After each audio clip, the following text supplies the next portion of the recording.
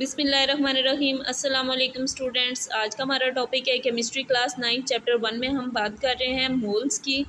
तो सबसे पहले हम देखेंगे कि हमें मोल्स को दरियाफ्त करने की ज़रूरत ही क्यों पड़ी। सेकंड पे हम देखेंगे कि मोल्स को कैसे फाइंड किया जाता है, और थर्ड पे हम देखेंगे मोल्स का एवोगाड्रोस नंबर के साथ क्या रिलेशन है। सबसे पहले हम बात करते हैं कि हमें मोल्स को फाइंड करने की ज़रूरत ही क्यों पड़ी। ठीक है, पीछे हमने एक टॉपिक पढ़ा था रिलेटिव एटॉमिक मास। उसमें हम क्या करते थे, किसी भी सब्सटेंस में मौजूद पार्टिकल्स की तादाद को मेजर करने के लिए हम क्या करते थे, उसका कार्बन 12 के साथ रिलेशन निकालते थे।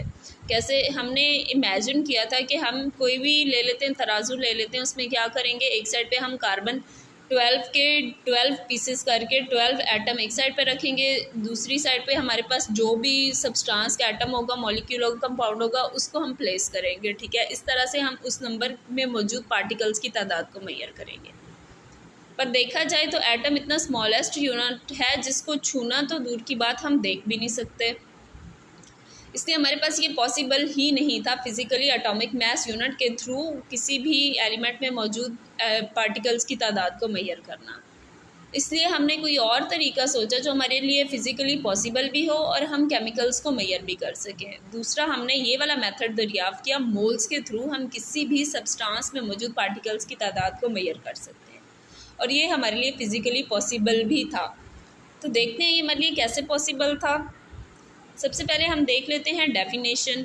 इसमें हम बात करेंगे एटॉमिक मास की, मॉलिक्यूलर मास की, फार्मूला मास की, या फिर आयोनिक मास की। ठीक है, कि जब किसी भी सब्सटेंस में मौजूद atomic mass, molecular mass, formula mass या फिर आयोनिक मास को हम ग्राम्स में एक्सप्रेस करते हैं तो हमारे पास क्या आता है, मोल या फिर 1 ग्राम मोल। इससे कोई फ़र्क नहीं पड़ता हम मोल बोलें या फिर 1 ग्राम मोल बोलें, एक ही बात है। अच्छा, ये तो हमारे पास होगी सिंपल सी डेफिनेशन। हम इस डेफिनेशन को आगे थोड़ा डेप्थ में देखेंगे कि ये डेफिनेशन है क्या। सबसे पहले हम देख लेते हैं एटॉमिक मास। ठीक है, हम बात करेंगे एटॉमिक मास की कि एटॉमिक मास में हम मोल्स को कैसे फाइंड कर सकते हैं।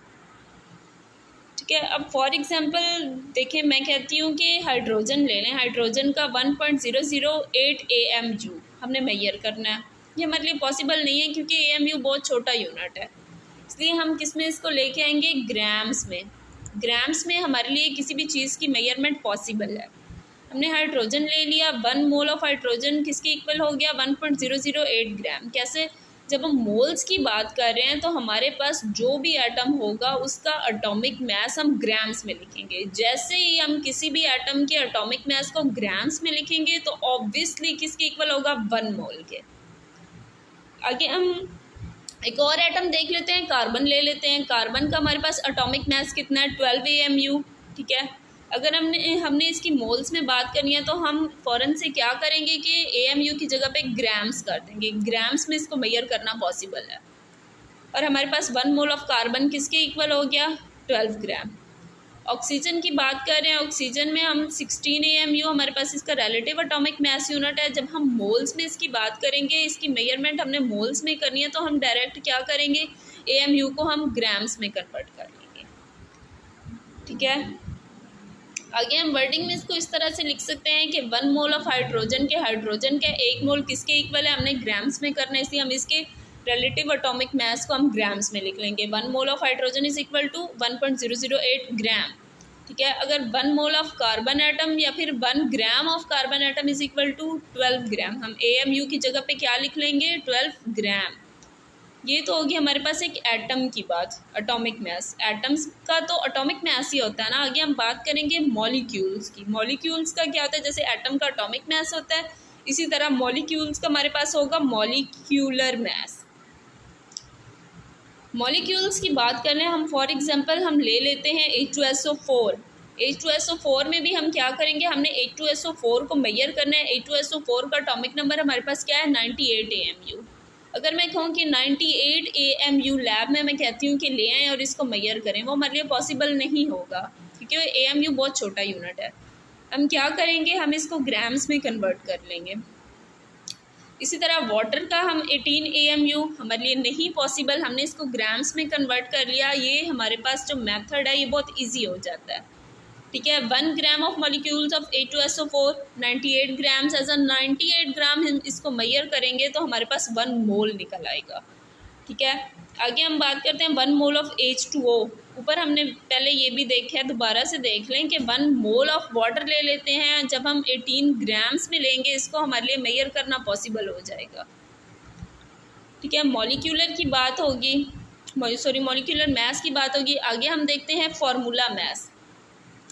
जब हम आयोनिक कंपाउंड की बात कर रहे हो, आयंस की बात कर रहे हो, हम एग्जांपल ले लेते हैं NaCl की। इसमें भी क्या होगा, सिंपल सी बात है, वही बात बार बार रिपीट हो रही है कि हमारे पास जितना उसका रिलेटिव एटॉमिक मास होगा उसको हम ग्राम्स में कन्वर्ट कर लेंगे। किस लिए, उसको मेजर करने के लिए, क्योंकि ग्राम्स में हमारे पास पॉसिबल है, AMU में हमारे पास पॉसिबल ही नहीं है। इसको हम इस तरह से भी लिख सकते हैं कि 1 मोल ऑफ NaCl या फिर 1 ग्राम फार्मूला मैस, क्योंकि आयंस की बात हो रही है। आयंस का क्या होता है, फार्मूला मैस ऑफ NaCl कितना है हमारे पास, 58.5 ग्राम। इसके बाद हम देख लेते हैं, फार्मूला मैस भी हो गया। अब हम देखते हैं आयोनिक मैस। अगर हम सिंपली किसी आयन की बात कर रहे हैं कि हमारे पास सिर्फ एक आयन है, हाइड्रोक्सल आयन ही हम ले लेते हैं। हाइड्रोक्सल आयन अगर हम ले लेते हैं, इसका simply atomic mass unit 17 AMU। इसको भी मेजर करना हमारे लिए पॉसिबल नहीं होगा, इसको भी हम ग्राम्स में कन्वर्ट करके मेजर कर सकते हैं। सल्फेट है हमारे पास, इसको भी ग्राम्स में ही मेजर करना पॉसिबल होगा। ठीक है। 1 mole of hydroxyl is equal to 17 gram, या फिर 1 mole of sulphate is equal to 96 gram. अच्छा बच्चों, बात सिंपल सी थी। इसको अगर हम मज़ीद इसको डेप्थ में भी देखें तो बात सिर्फ इतनी सी ही है कि हम मोल्स को मेजर करने के लिए सिंपली क्या करेंगे कि रिलेटिव एटॉमिक मास को हम ग्राम्स में करेंगे तो ये हमारे लिए पॉसिबल होगा। और ग्राम्स में करेंगे कैसे, ये कोई हमारे पास इतना खास फार्मूला वगैरह तो नहीं है। बस यही है कि जो रिलेटिव एटॉमिक मास होगा उसको AMU की बजाय हम ग्राम्स में लेंगे। ठीक है। नेक्स्ट हम देखते हैं कि ये जो मोल्स हैं, आखिर इसका रिलेशन क्या है एवोगैड्रोस नंबर के साथ। एवोगैड्रोस नंबर की कंप्लीट एक वीडियो मैंने अपलोड किया, आप वो भी देख सकते हैं। उससे भी आपको कंसेप्ट क्लियर हो जाएगा कि फॉर एग्जांपल अगर हम लेते हैं 18 ग्राम ऑफ वाटर, कि ग्लास में हम वाटर कितना ले लेते हैं, 18 ग्राम्स। अब देखिए AMU में तो मेजर करना पॉसिबल नहीं है, बट ग्राम्स में तो मेजर करना पॉसिबल है ना। अब हम वाटर के 18 ग्राम्स ले लेते हैं किसी ग्लास में, तो वो हमारे पास किसके इक्वल होगा, 1 मोल के। जो एटॉमिक मास होगा वही अगर हम ग्राम्स में लेंगे तो हमारे पास वो किसके इक्वल होगा, 1 मोल। ये एवोगैड्रोस नंबर में पूरी डिटेल से आपको बताया गया है। ठीक है। और 1 मोल हमारे पास किसके इक्वल होगा, 1 मोल हमारे पास इक्वल होगा एवोगैड्रोस नंबर के। हमारे पास एवोगैड्रो नंबर क्या है, 6.02 × 10⁻23। ठीक है। 1 मोल हमारे पास किसके इक्वल है, फिर डायरेक्ट हम ऐसे देख लेते हैं कि 1 मोल हमारे पास किसके इक्वल है, 6.02 × 10⁻23। कि अगर हम देखते हैं कि कोई भी हम एटम, एलिमेंट, कंपाउंड या फिर मॉलिक्यूल ले लेते हैं, उसका मॉलिक्यूलर मास देखना है, एटॉमिक मास देखना है, आयोनिक मास देखना है, हम क्या करेंगे, जो उसका एटॉमिक नंबर होगा, रिलेटिव एटॉमिक नंबर होगा, उसको हम ग्राम्स में ले लेंगे। मतलब अब हाइड्रोजन का कितना है, सॉरी H2O का हमारे पास कितना, अगर हम 18 ग्राम ले लेते हैं तो हमारे पास 1 मोल के इक्वल होगा। 1 मोल के इक्वल है तो वो कितना होगा, 6.02 × 10⁻23 नंबर ऑफ पार्टिकल्स होंगे हमारे पास 18 ग्राम ऑफ वाटर में। आई होप आपको समझ आ गया होगा। नहीं तो दूसरी एक और वीडियो एवोगैड्रोस नंबर की, उसको भी थोड़ा डिटेल से देख लें, आपको मज़ीद क्लेरिफाई हो जाएगा। ठीक है। ये था हमारा मोल का टॉपिक। तो प्लीज़ वीडियो को लाइक, सब्सक्राइब एंड शेयर कर दें। Thank you. अल्लाह हाफिज़।